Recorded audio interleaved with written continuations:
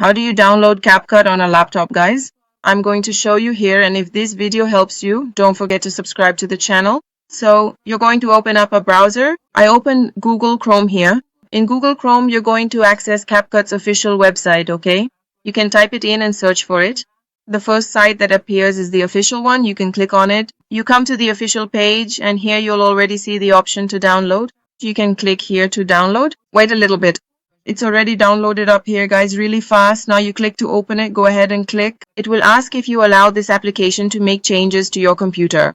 You can click yes, and the installation process will start. Let's wait for it to install. It doesn't take long. Finishing the installation, 95% done. Continuing here with the installation process, notice that the icon already appears here on the desktop. You can click here to confirm.